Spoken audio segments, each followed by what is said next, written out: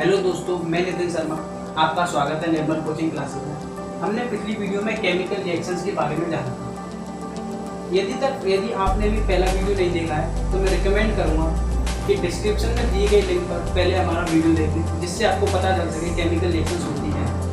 आइए स्टार्ट करते हैं type of chemical reaction. Chemical reaction को पढ़ने से पहले ये जान लें केमिकल रिएक्शन में होता क्या है। कि जो हमारे केमिकल रिएक्शंस में सब्सटेंस पार्ट लेते हैं उनके बीच में बॉन्ड या तो टूटते हैं और नए बॉन्ड बनते हैं, जिनसे कि हमको प्रोडक्ट मिलता है।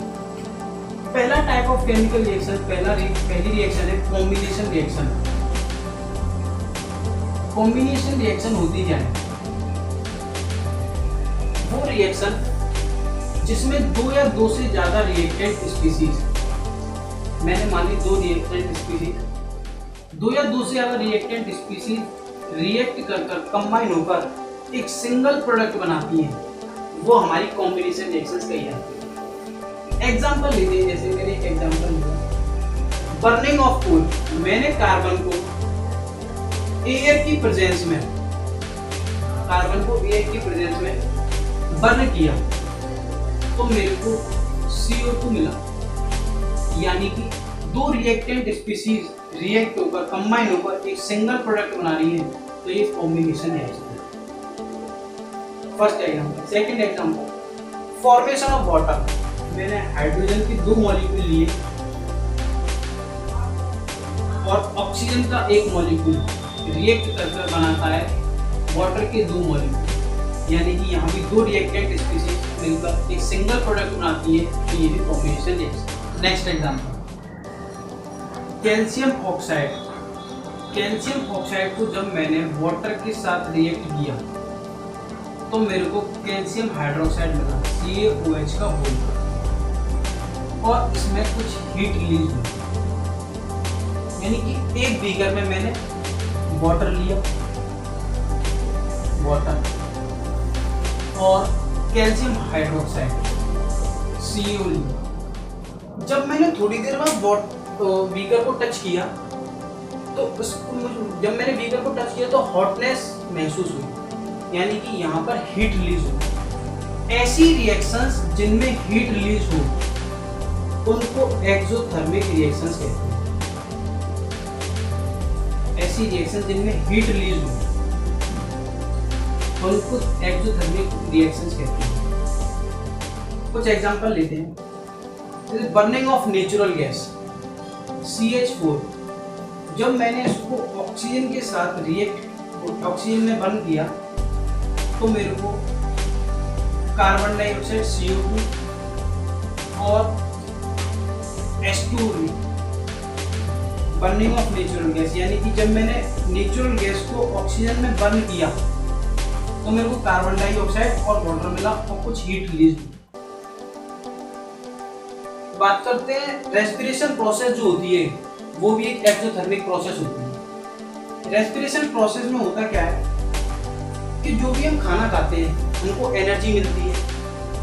एनर्जी जो मिली, जो हमने खाना खाया, तो वो खाना हमारा जो हमने डाइट ली वो सिंपलर सब्सटेंसेस में ब्रेक हो जाता है। जैसे कार्बोहाइड्रेट करता क्या है, कार्बोहाइड्रेट ब्रेक होता है ग्लूकोज में, C6H12O6।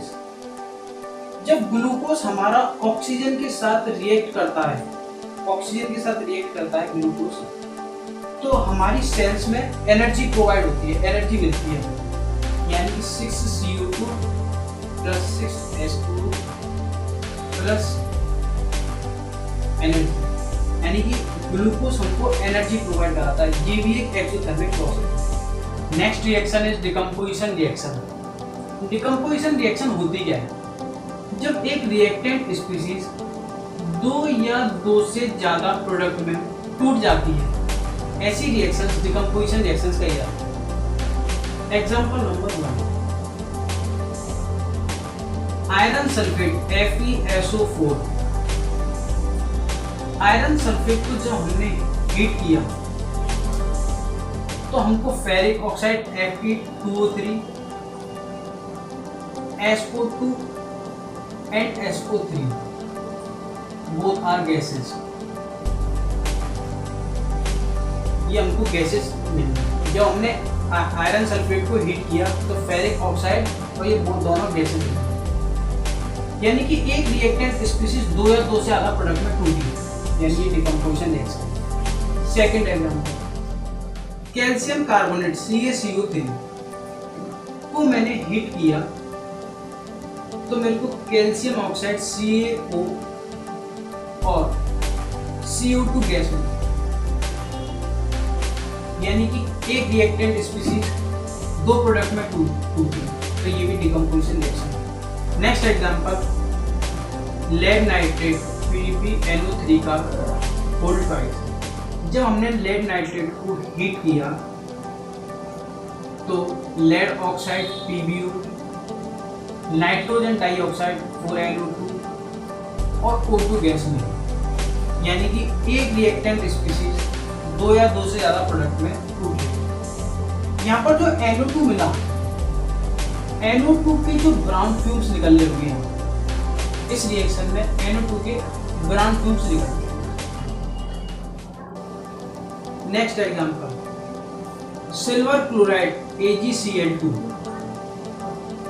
AgCl2 को हमने सनलाइट की प्रेजेंस में रखा तो AgCl2 डिकम्पोज हो जाता है सिल्वर और क्लोराइड। हमने शुरू से लेकर लास्ट तक के एग्जांपल में एक बात नोटिस करी कि डिकम्पोजिशन रिएक्शंस को कराने के लिए हीट की आवश्यकता है, हीट देनी पड़ रही है, चाहे वो लाइट की प्रेजेंस में हो, सनलाइट की प्रेजेंस में हो, इलेक्ट्रिसिटी की प्रेजेंस में हो, हीट देनी पड़ रही है।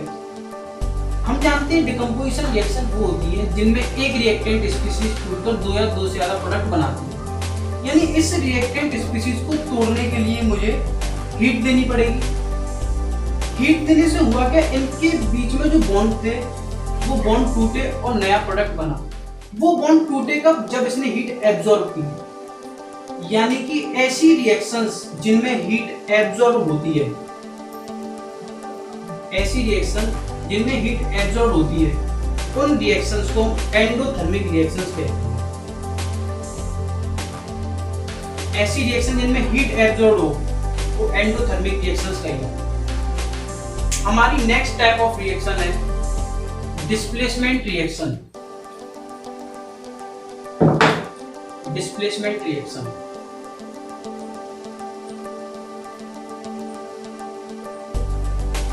डिस्प्लेसमेंट रिएक्शन क्या होती है? जब एक एटम या आयन दूसरे एटम या आयन के साथ डिस्प्लेस हो जाए, जैसे A B को हटा के खुद आ जाए, A ने B को डिस्प्लेस कर दिया तो बनेगा AC और प्लस B, यानी कि एक एटम या आयन दूसरे एटम या आयन को डिस्प्लेस कर दे, वही हमारी डिस्प्लेसमेंट रिएक्शन कहलाती है। जैसे एग्जांपल लेते हैं, Fe आयरन को मैंने copper sulphate solution CuSO aqueous copper sulphate solution के साथ रिएक्ट कराया तो यहाँ पर Fe ने कॉपर को डिस्प्लेस कर दिया, यानी बना FeSO4 प्लस Cu, यानी Fe ने कॉपर को ही क्यों डिस्प्लेस किया? तो ये डिस्प्लेस जो हमारा डिपेंड करता है मेटल की रिएक्टिविटी पर, मेटल की रिएक्टिविटी पर डिपेंड करता है। तो इसके लिए एक सीरीज है, potassium, sodium, calcium, magnesium, aluminium, zinc, iron, lead, copper, hydrogen, silver और गोल्ड। यानी जो एलिमेंट, जो मेटल्स मेरी ऊपर आ रही हैं वो मोस्ट रिएक्टिव मेटल्स होती हैं, मोस्ट रिएक्टिव, यानी इनकी रिएक्टिविटी ज़्यादा होती है, और जो नीचे आती हैं वो लीस्ट रिएक्टिव होती हैं, जिनकी रिएक्टिविटी कम होती है। यानी कि ऊपर वाली मेटल्स मेरी नीचे वाली को डिस्प्लेस कर देती है। जरा देखें, Fe मेरा कहाँ आ रहा है, ये, और कॉपर ये, यानी कि Fe ज़्यादा रिएक्टिव है देन कॉपर, तो आयरन ने कॉपर को डिस्प्लेस कर दिया, इसलिए Fe ने कॉपर को डिस्प्लेस किया, यही बना FeSO4। ये नहीं कह सकते कि कॉपर ने Fe को किया, Fe ने ही कॉपर को किया, आयरन ने कॉपर को डिस्प्लेस कर दिया। First example. Second example, zinc plus CuSO4। Zinc की रिएक्शन जो हमने कॉपर सल्फेट के साथ कराई, जरा सीरीज में देखें, जिंक कहाँ रहा है, जिंक ये रहा और कॉपर ये रहा, यानी कि मोस्ट रिएक्टिव जिंक और कॉपर लीस्ट रिएक्टिव, यानी जिंक जो है कॉपर को डिस्प्लेस कर देगा यहाँ से, तो बनेगा ZnSO4 plus C reaction, double displacement reaction.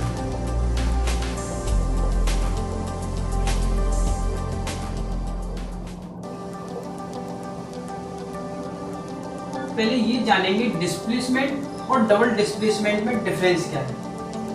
Displacement reaction में हमने पढ़ा था अभी कि एक एटम या आयन दूसरे एटम या आयन को डिस्प्लेस कर देता है, ऐसी रिएक्शंस कही जाती है डिस्प्लेसमेंट रिएक्शन।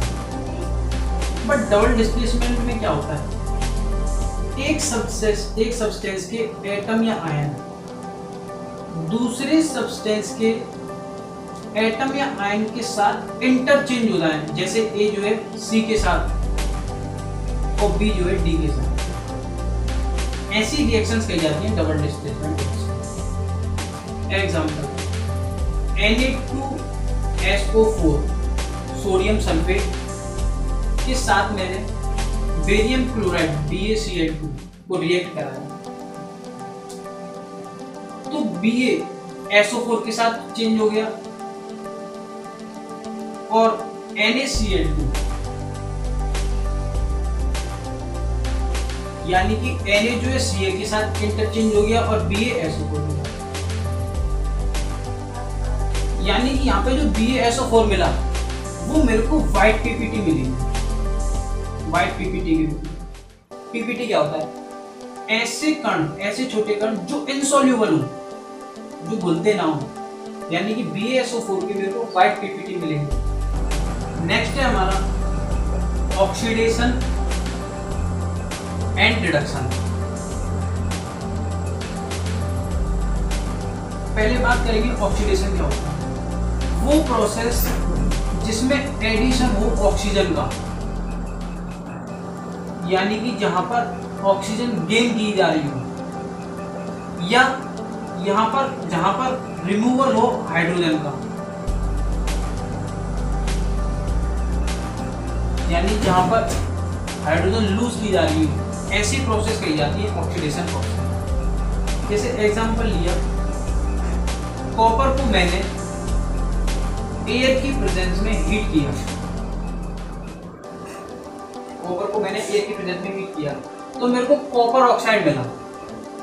हम यहाँ पर देख पा रहे हैं कि यहाँ पर कॉपर के पास ऑक्सीजन आ गया, यानी कॉपर में एडिशन हो गया ऑक्सीजन का, और कॉपर में एडिशन होना ऑक्सीजन का ही कहा जाता है ऑक्सीडेशन रिएक्शन। बात करते हैं रिडक्शन की। रिडक्शन में क्या होता है, वो प्रोसेस जिसमें एडिशन हो हाइड्रोजन का या रिमूवल हो ऑक्सीजन, यानी वो प्रोसेस जहां पर हाइड्रोजन गेन की जा रही हो या ऑक्सीजन लूज की जा रही हो, निकल रही हो, जहां पर ऑक्सीजन लूज की जा रही है, वो प्रोसेस कहलाती है रिडक्शन प्रोसेस। एक एग्जांपल लेते हैं, कॉपर ऑक्साइड CO, मैंने इसको हीट किया, कॉपर ऑक्साइड को हीट किया तो मेरे को कॉपर और H2O मिला, यानी कॉपर के पास पहले ऑक्सीजन था, बाद में ऑक्सीजन नहीं रहा, मतलब ऑक्सीजन इसने लूज किया, तो वही प्रोसेस कही जाती है रिडक्शन प्रोसेस।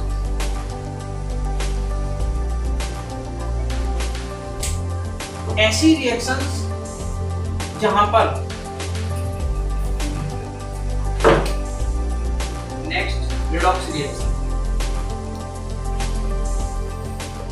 ऐसी रिएक्शन जहां पर दोनों कौन, ऑक्सीडेशन एंड रिडक्शन इन्वॉल्व हो, वो रिडॉक्स रिएक्शन कही जाती है। जैसे